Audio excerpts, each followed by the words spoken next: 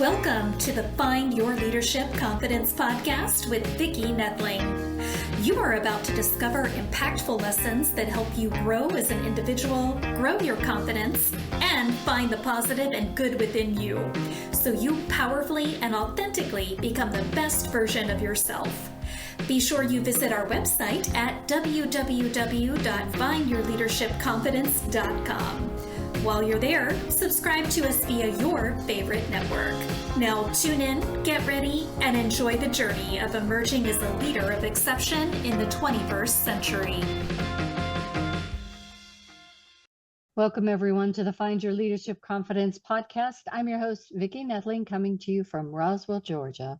The goal of this podcast is to bring topics and guests that will empower you to become that confident leader and take your business and your life to the next level.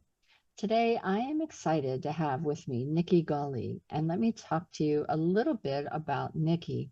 She is a nutritionist and a wellness coach and empowers adults to conquer food sensitivities and constipation. Overcoming her own 27-year battle, Nikki is dedicated to guiding families to their healthiest and happiest selves. With a nutrition degree and many years of studying supplements, she swiftly brings relief and genuine healing to her clients. So today we're going to talk about one of the things that I think we never talk enough about, and that is revitalizing the gut. Please join me in welcoming my guest, Nikki Golly. Nikki, thank you so much. I'm looking forward to this talk. You know, Yes. When I was really young, I grew tall quickly, and I probably, till I was 40, weighed 119 pounds or less. Wow. Between 115 and 119, and I'm 5'9". So I had a huge metabolism. I ate everything, and it was great. But then as I got older, taking care of my gut became evident that it was very, very important. And yes. So I am not a Tums taker or Prilosec or anything like that. I take care of it naturally. So I really, really love, and I do probiotics, and prebiotics, which I know you're going to talk a little bit about supplements. But before we get into all of the interesting things that you're going to share today, I wanted to first ask the first easy question, which is, where do you live? Where do you call home? Currently, I call home a small town in New Mexico. Central southern New Mexico. Most people know of Albuquerque. I always say, about 4 hours south of Albuquerque. Spanish speaking or both? Mostly English, un poquito español, not a whole lot. Close to Mexico, but I'm not Spanish. Well, close enough to get the good food, though. Yes. There's nothing like New Mexican food, actually. Yes. Nothing like it. It is very tasty, and lots of green and red chilies.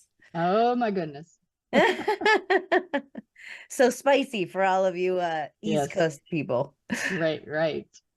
All right. So I always ask the people to talk about your journey and what brought you to where to do what you're doing today. You know, you didn't just in most cases wake up and say, this is what I'm going to do now. You know, there has to be oftentimes something that was that catalyst that said, Nikki, this is what you're called to do, and this is who you are.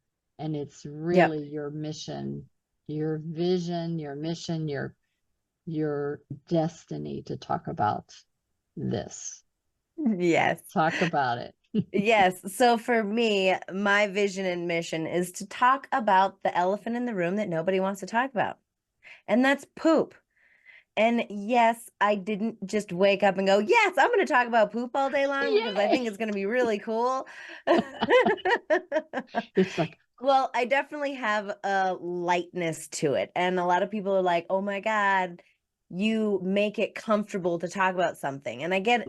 It's kind of a Everybody does taboo it. subject. Yeah, exactly. I was like, always my favorite childhood books is Everyone Poops. Like, it's true. Everyone poops, but it's such a taboo and nobody wants to talk about it. But why I became the poop lady, essentially, is that I was miserable. I knew for 27 years I was miserable. I knew I was sick. I knew pretty much every time I turned around, I had an ear infection or I had strep throat, or actually I had strep throat so many times growing up, I actually became allergic to the antibiotics they gave you for strep throat. I was just miserable. Allergies, you name it. I would Did you have your say tonsils taken? I never had my tonsils taken No, out, but I I was did. close. I think it was I just did it. because I was in a small town. I didn't have good doctors that recommended it. They probably would have taken my tonsils out, which doesn't solve the issue, right? There's still something going along underneath the surface. Yeah. So I spent so many years. I used to joke that someone could sneeze across an auditorium and I You did. like legitimately, I was just sick all the time. I was miserable. Even when I was a kid, I remember I couldn't do the quote unquote girl push-ups because my knees hurt so bad. Like I was actually Um, experiencing arthritis symptoms when I was like 10. And so fast forward, I kept getting sick. I didn't really know. So I started working in a vitamin store to kind of get some ideas of what I could do to heal myself. yeah. And then I also got a nutrition dietetics degree. I was going to become a doctor originally, and then I kind of it just didn't align. It just wasn't me. It didn't feel right when I was in my undergrad and I found nutrition and it was like, yes, that was it. Ding, ding, ding, ding. Yeah. And still, I graduated with a nutrition dietetics degree, which is the hardest nutrition degree I could get. And I still was having issues. And then someone was like, there's a possibility that you have a dairy allergy. And I was like, there's no way I could give up my cottage cheese or my Greek yogurt and all these things. But I did. I gave it up for 10 days. And it was like my life shifted completely. Yeah. It was such a huge difference. Like I had more energy, and yes, I started pooping every day. That was the thing. No one talked to me about poop when I was a kid. I think I may have noticed something was wrong. Like the question, are you regular? Yeah, I regularly poop once a week. That's regular for me, but that's not okay. And so that's one of the things that have like making my misery um something to educate people on, because so many people are walking around constipated. I was talked about that, and I glossed over that, but I was constipated that entire time. I was pooping maybe once or twice a week. And my body wasn't getting rid of the stuff that needed to get rid of. I was just uncomfortable. I was bloated. I remember not being able to bend over and tie my shoes because I was so uncomfortable and I just felt so fat that it was like, ugh, poop. You So know, therefore, I start talking about poop because you know what? Once I figured it out and once I really dove into the causes and what was causing my issues, and I've done it with so many clients, and really, I use my nutrition background to not nutrition background, my supplement background. I use my supplement background to get things to happen faster. There's a lot of tricks you can use with supplements and make things yes. faster, but it Yes. really comes back down to the food. And then certain things, and not everybody's the same, but dairy Hmm. is a big one for a lot of people. And it was for me, and it completely shifted. But I can also stand here now, someone who can eat dairy and not have any issues with it. Yeah. I So was there going to is healing. say my youngest daughter, when she was in daycare. So, 1 year old, just not even one yet, um, had loved, we gave her, I was breastfeeding her, but it, as she got a little older too, she loved cheese. So Mm-hmm. she loved her milk and her cheese. And she was bleeding because she couldn't go that much. Oh, And I Ouch. had to change her diet, and it was the worst because every time she had to go to the bathroom, they would call me for the daycare to come and take care of her because she was having this issue.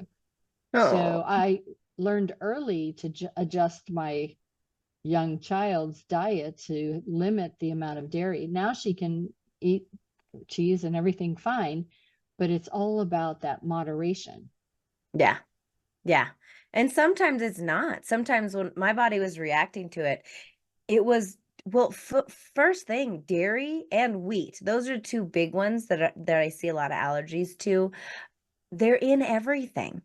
Yeah, So they that are. moderation doesn't happen because it's everywhere. It's in every packaged food. It's in all kinds of different things. So it's just crazy at how much we get and we don't even know. Even you're like, Hmm. oh, I don't drink milk. I'm like, okay, well, I bet you got dairy today in your diet, Hmm. unless you specifically tried not to. Yeah. Yeah, it's very interesting. So yeah, I talk a lot about digestion because it's really about the vitality of life, Yeah. like your energy level, your vitality overall. That's probably the biggest thing when I'm working with clients. After I'll have them do a questionnaire at the beginning and then kind of towards the end, and just going over the questionnaire and what has changed within their bodies. And that's the biggest thing I hear is energy level. They're like, I had no idea how little energy I had before. Because when it's your norm, it's like, it's normal. It's normal to Hmm. have to take a nap in the afternoon. It's normal to have to drink 2 or 3 cups of coffee to wake up in the morning. It's like those kinds of things that I tell people, like, that might be Not your norm, normal. but that's not normal. That's not okay. Mm-mm. Yeah. Your body can give you so much more. Well, and when you talked about constipation, whenever you have that feeling of bloatedness and constipation, your creativity goes out the window too, because your focus is definitely, you're not able to focus on being creative. You're worrying about your situation. Yeah. Yeah, you're uncomfortable. And I would say, like, the more your digestion is flowing and moving, not diarrhea, I don't want to push into that category because there's constipation, which is I would consider not going every day is considered constipation. That's another thing. Most people are like, "Are you constipated?" They're like, "No." I'm like, "Do you poop every day?" That's really the question we should ask. Hmm. Do you poop every day? And if the answer is no, then yes, you have bouts of constipation. Or Yeah, and diarrhea on the other side is like 5 or 6 times a day. That's, you I, were going oh, to ask something. yeah, I was just going to say Oprah had made a comment years and years ago whenever she had her show, and she talked about having, um, are you having periods or logs or something like that? And I'm sorry if Oh, you're yeah. we're grossing you out, people, but this is life.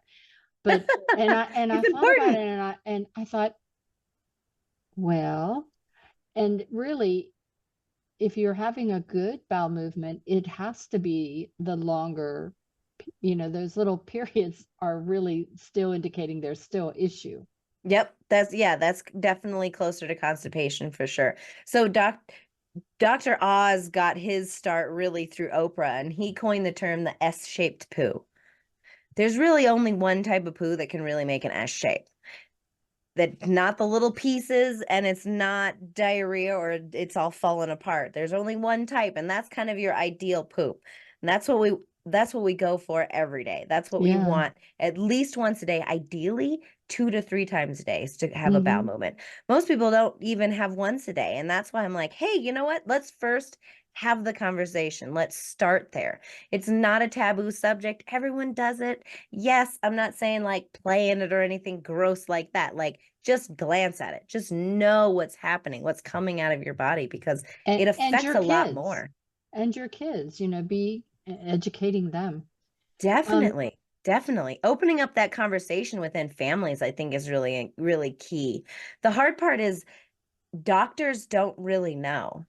And that's another reason why I'm out talking on a big way because most people will go towards doctors to help them with anything. But doctors don't have most doctors take 0 nutrition classes, maybe 1, and it's an elective. Yeah. So they don't know when it comes to food. They don't really know what they're doing. So I went to a doctor when I was a kid and like, oh yeah, I haven't pooped in a week. And they're like, and then they just go on with the next question How because much they don't water know are what you to do. drinking? Yeah. Water. I think that water is a good one. Most people don't actually think about that.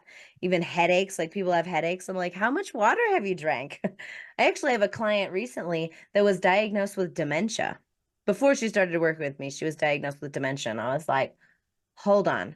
First, I actually don't think it's dementia. I think you are radically, massively Dehydrated. dehydrated. Yeah. It's And it has made a amazing. huge It difference. is amazing how dehydration can really wreak havoc on your body. And most people, especially in the United States, I want to say this is closer to worldwide. We misinterpret thirst signals for hunger signals. So people are like, "Oh, I'm hungry. I'm famished. I need to go eat something." I was like, "How much have you drank any water? Like, drink a glass of water and see if you're still hungry." I had one of the folks whenever I was doing a medical weight loss, and that was one of the things that she brought out is that, when you first feel like you're hungry and you need to go get something to eat, first drink a glass of water. Mm-hmm. And if you're still hungry after that, then go ahead, eat something. Yeah. Yeah. And every time it was, no, that was all I needed. Most of the every time it is. We misinterpret it just because we're like, oh, we need food. I'm like, oh, how much water have you drank? Oh, I drank a glass yesterday morning, maybe. Like, no, you're supposed to be drinking enough water every day. That's one of my key teaching points I always talk about is how much water.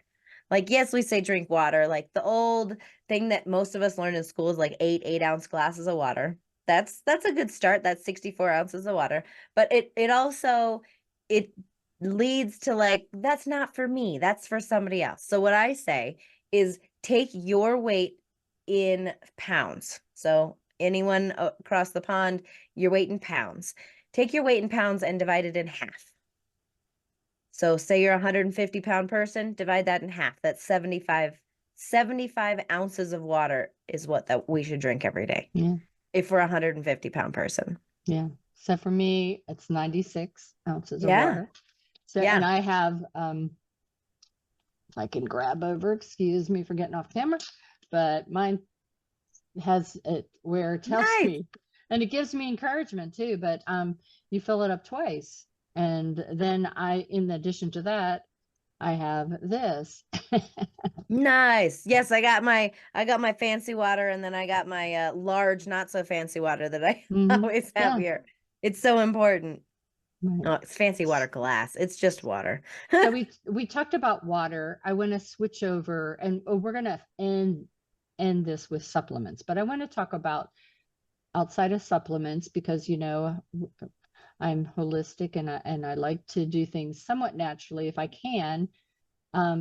So what are some foods that can help the process? So it depends. I mean, honestly, no matter if the person is constipated or has diarrhea, one of the best things that we can eat is dun dun dun. Guess what? I'm a nutritionist and I'm going to talk about fruits and vegetables. I know it's old news, but there is nothing quite like eating from the earth, eating foods that grow on plants, on trees, in bushes. Like there is nothing like eating real food. Yeah. Opposed to eating food that comes in a box or a bag, that kind of thing. It's just not the same. Your body needs fiber.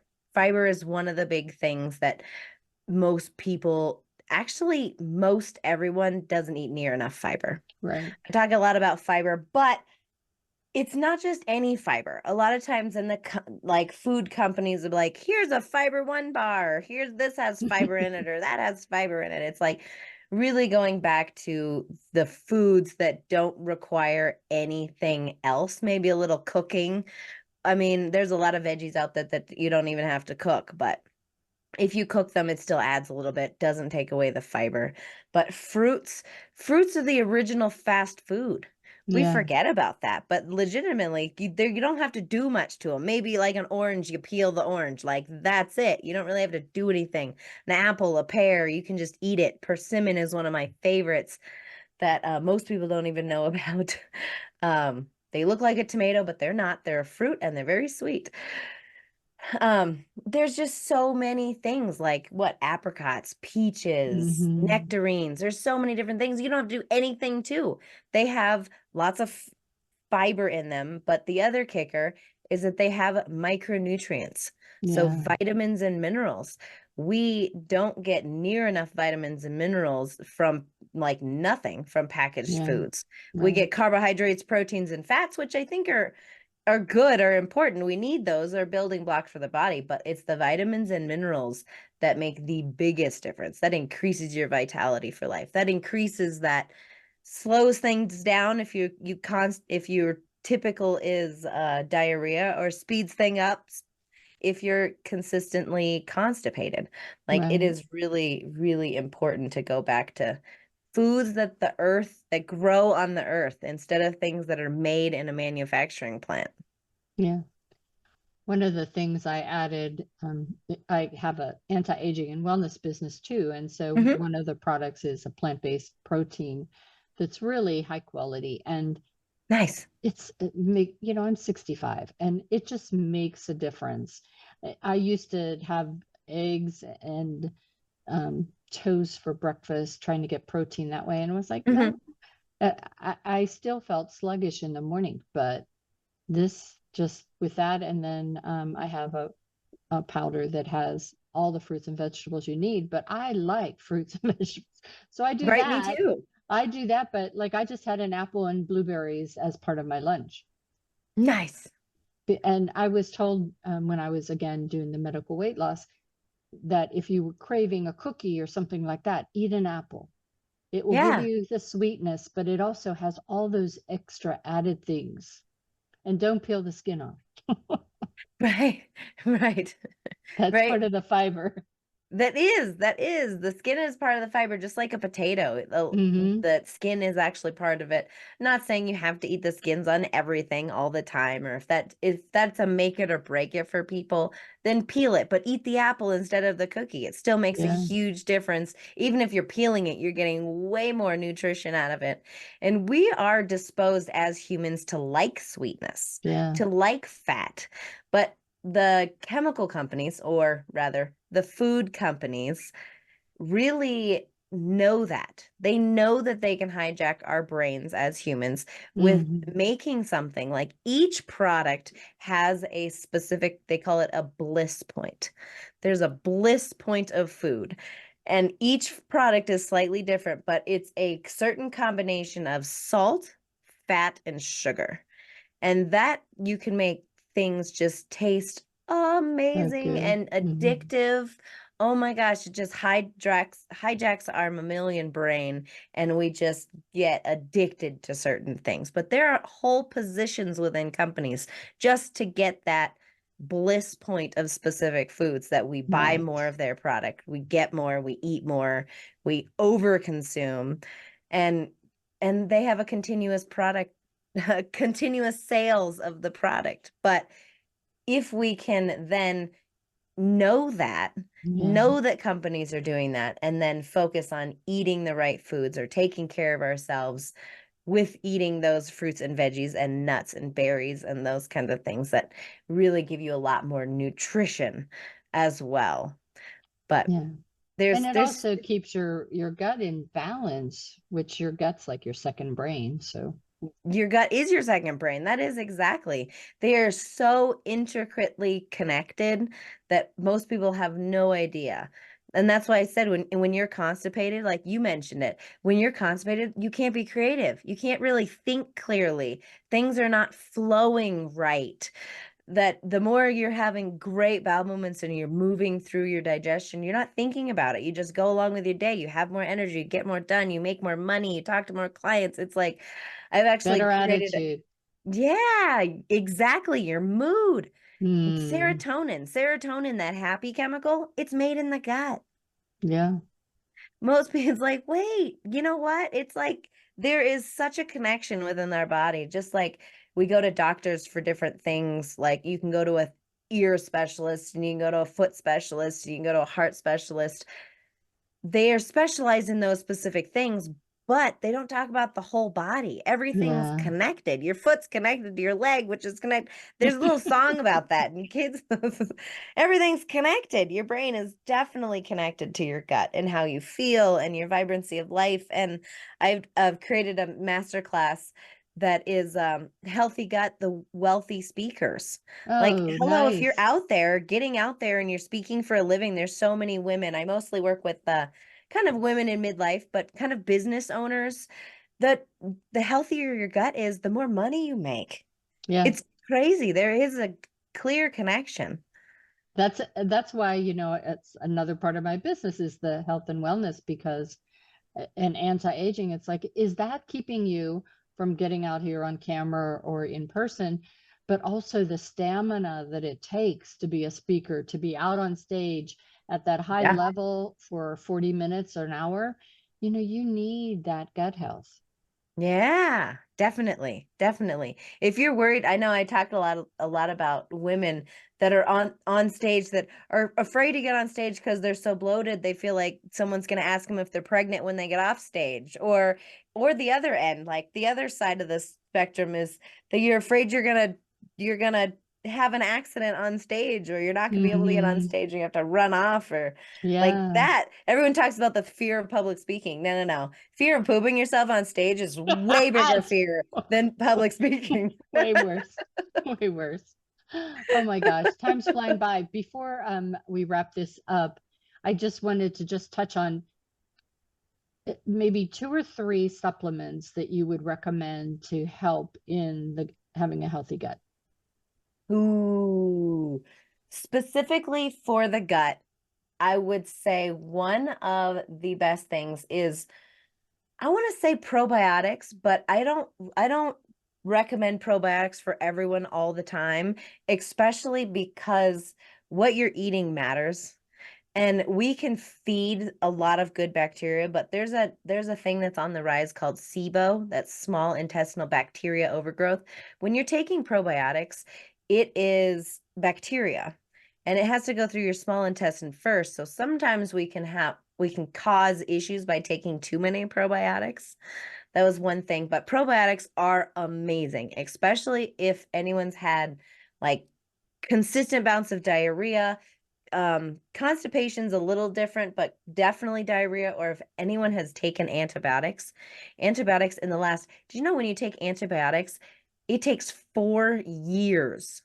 That's years, not days, months. That's years. 4 years to go back to normal. Mm, And most people take antibiotics like consistently. candy. Yeah, so that would be probably number one, but I would say for everyone across the board, no matter the age, one of the best things that you can incorporate into your diet is a micronutrient supplement. You said like a berries powder or something like that, fruits and veggie powders, those kinds of things that come from plants. I Hmm. specifically did not say a multivitamin. I I said a don't take multi-nutrient. Those are two yeah. different things, Yeah, I actually. don't do multivitamin. Yeah, multivitamins are mostly synthetic, but a multi-nutrient is going to give you lots more of it's going to give you the vitamins, yes, but it's also going to give you a lot more of the nutrition and the phytonutrients and the phytochemicals from plants. So definitely do something like that. And then you said 2 or 3. Let me see if there was other So one. what about fish Yeah. oil? Because I know Yes. that seems to really help me. Yes. Okay. All right. Perfect. You gave it to me. Thanks. But yes, I would say I was for basis for everyone, no matter the age, young or old, healthy, sick, no matter who. A multi-nutrient supplement, and 2 would be an omega-3 supplement. Doesn't necessarily have Wow. to be a fish oil, but Right. fish oil is an omega-3 supplement. So omega-3s are so powerful for the entire body, for your joints, for your heart, for your eyes, for your brain, for lubrication between your joints.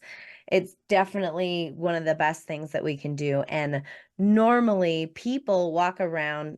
So ideally, we're supposed to have a 2-to-1 ratio of omega-3s to omega-6s. Mm. And in the standard American diet, it's a 20-to-1 ratio in the opposite direction. Oh, geez. So omega-3s can positively impact pretty much everyone. I have not met anyone that omega-3s has not positively impacted. So Wow. that's definitely hands down, I can say, across the board, a multi-nutrient supplement and then an omega-3. And there, I personally take a plant-based omega-3, which is great. It has, I mean, reach out to me, go to my website if you have questions, right? But it has omega-3s, but there's also omegas 5, 7s, 9s, which are also important, which don't get near the publicity, but omega-3s are still really important. But the one that I take has the whole gamut of all the best omegas. Awesome. Well, we can have another whole discussion on food and supplements and Yes. another podcast, but it is time now for me to share my screen. Oh, So right. I'm going to get you the contact information. If you're just listening, you know the drill. Go quick, grab paper, pencil, I don't care what. So the website for those that are just listening. And again, you can get this information on my YouTube channel, Vicki Noethling. Please subscribe, as well as my findyourleadershipconfidence.com in the show notes. So the website is Nikki, Nikki Golly, Golly.